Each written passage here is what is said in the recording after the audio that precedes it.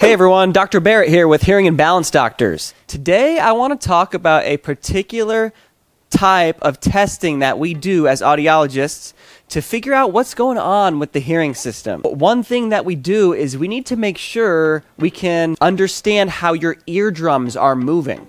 Sometimes your eardrums aren't moving that well because of congestion. You could be plugged up from a recent cold or allergies. You could even have fluid behind the eardrum. We have a lot of things that could cause immobility, so we need to figure out what's going on there. We place a pressure probe in the ear canal right here on the outer portion of the ear canal. We create a seal. And then what we do is we apply some pressure in the ear canal. And we sweep that pressure from positive to negative. And what happens is along the way of those pressure changes, we are measuring how well the eardrum is moving. We want to see the eardrum moving its best at atmospheric pressure.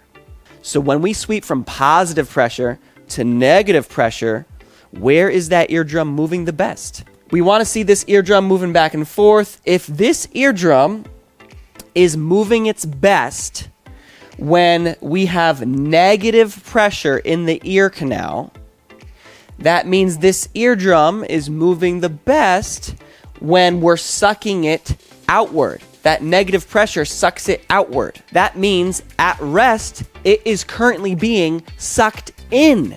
That's negative middle ear pressure. If you ever feel plugged up, you could have negative middle ear pressure where your eardrum is sucked in. That's because your eustachian tube isn't opening well. Over time, if your eustachian tube doesn't open well, you can build up that negative pressure right behind the eardrum. Eardrum sucks in and you feel plugged up.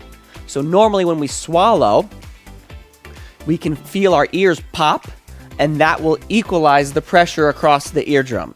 If this eustachian tube isn't functioning well when we swallow, it's not opening. You remain feeling plugged up. So the test that we do to really understand how that eardrum is moving is called tympanometry. Then we move on to other tests.